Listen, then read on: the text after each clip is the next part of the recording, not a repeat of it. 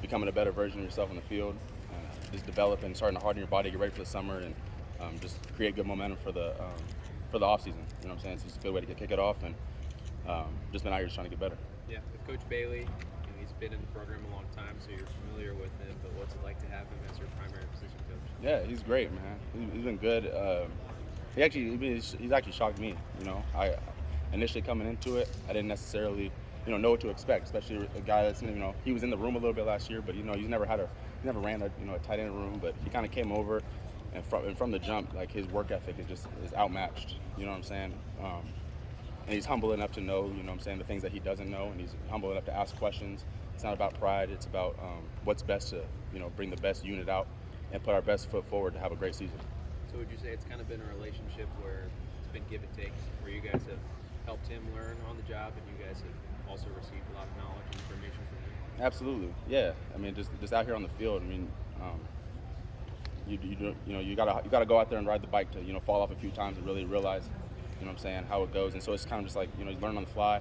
But like I said, he's been doing great. The number one thing that steps out is just his work ethic. His put him miles ahead of where I thought that this would be. So he's doing great. Do you have more access to him because he's not also the offensive coordinator like Coach Wilson was?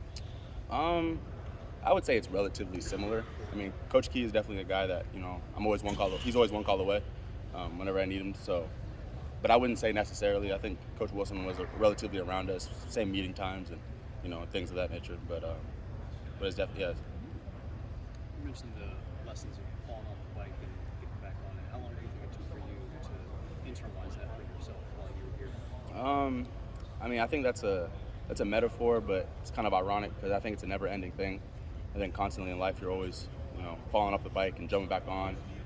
And if you're not, then I think I would call that person content and not striving towards anything. So if you're anyone who's striving towards anything and it's actively chasing something, you're gonna fall off the bike. If you're constantly challenging yourself, kind of goes back to the man in the arena thing.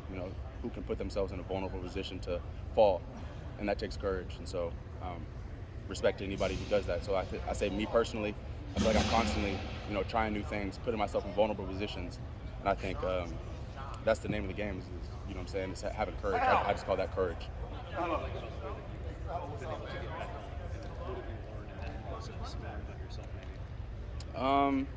Just the ups and downs in life. You know what I'm saying? I feel like that's one of the biggest things I've learned. Is like I realize that there's a lot of parallels between football and relationship life and family life. It's on this roller coaster, and over time I've learned you ride the highs. When it's high, you're just thankful for it, and you say your blessings.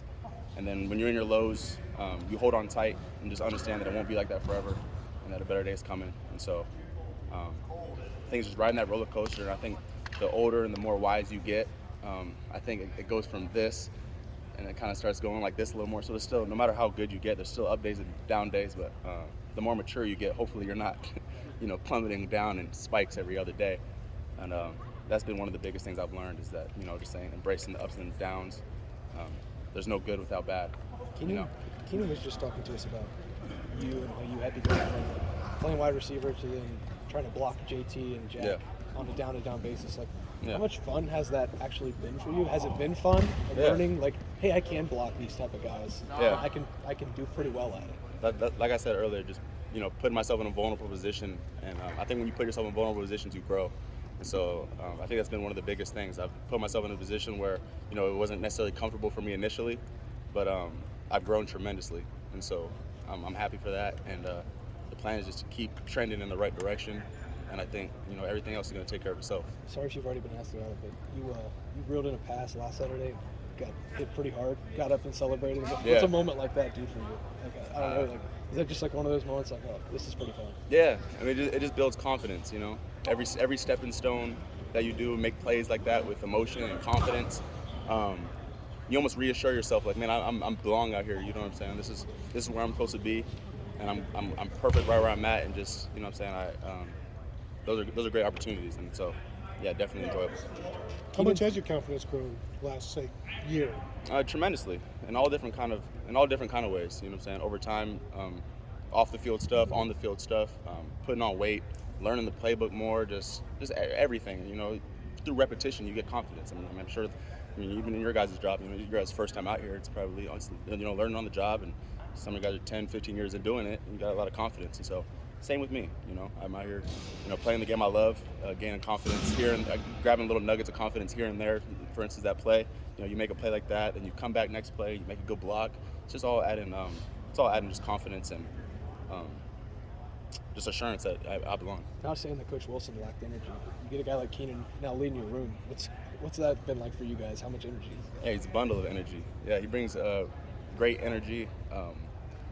One of the biggest things that I'd say is, it's kind of an unspoken thing, but I'd say people don't speak about it much, but I'd say like morale. Like, what's the morale of your room? And I think that definitely influences how well you play.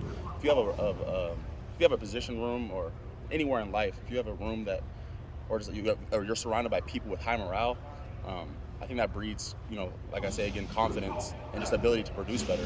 And so I think Coach Keyes definitely raised the morale in the room and just, uplifted us and given us an uplifting joy and allowing us to, take bigger strides than maybe we thought we would have. Does he help you guys kind of find 15 practices in the spring is probably a grind. Does he help you guys find like that joy in each day, seeing how much energy he has every day walking in here? Yeah. So every day we come in, he'll have something else on the whiteboard every practice day, whether it's win. He'll write win on all of our whiteboards in front of where we sit.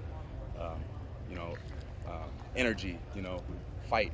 He'll write all these things, or consistency, and that's just kind of reassurance that every day is a new challenge. It's definitely, when you get into like 10, 15 practice days, it's very easy to, look ahead, because Coach Day says it really well.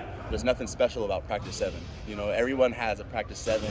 It's not the beginning when you're fired up. It's not the end when you're almost ready for break, but it's almost that, that middle ground where that's where the champions are made. And so a part of it is just being able to, put one step in front of the other and take each day as its own day.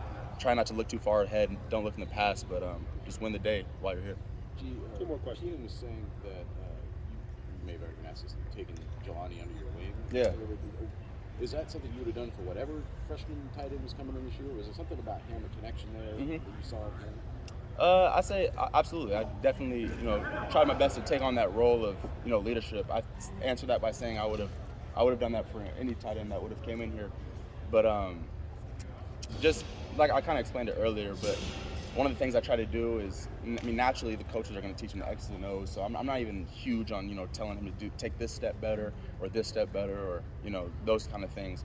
When I talk to him, I'm more, talking mentally, just allowing him to do his best to embrace the things that he's going to go through, Like I said earlier, falling off the bike, anybody for the first time, when you go out there and fall off the bike, it's rough initially. But one of the things I try to get in his ear about is if you just keep getting back on, it'll pay dividends for you, and you'll tend to grow in the right direction you want to grow. Does that important a tight end in a way that maybe it isn't in some of the positions? Like, is there a patience and a perseverance that you need in that room and that kind of mental advice? Yeah, for sure, because we do a lot of jobs, receivers, I think they put a lot of emphasis on, don't get it twisted, all the positions are very intricate in their own ways. But receivers, one of their biggest emphasis is route running, and quarterbacks obviously throwing the ball and timing with the handoffs, and corners is guarding the receivers. But we do a lot of those jobs. I'm, like you mentioned earlier, I'm blocking JT, but I'm also, I have to get open on Denzel Burke, and I have to go and block linebackers, and I have to, help in pass protection. So we have a lot of jobs. So kind of just introducing that messing up is definitely, it's inevitable. It's kind of a part of it, and so. One of the biggest things is been trying to just help him along on that journey and just mentally help him know that that's normal that you're feeling that way. What's impressed you about Jelani so far? What's impressed me about Jelani? Yeah. I'd say he's big and strong. I'd say his physical abilities.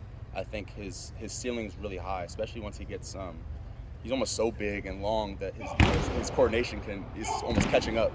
And I think once he does get there and he becomes fundamentally sound and takes some years of coaching, his ceiling is really high of the player that he can be. And so initially that's one of the biggest things that jumped out is his physical ability, and I think the sky's the limit for him if he just keeps taking coaching and just keeps putting a day in front of the other. Chief, thank you. Yep. Appreciate it. All right. Have a good one, guys. Yep.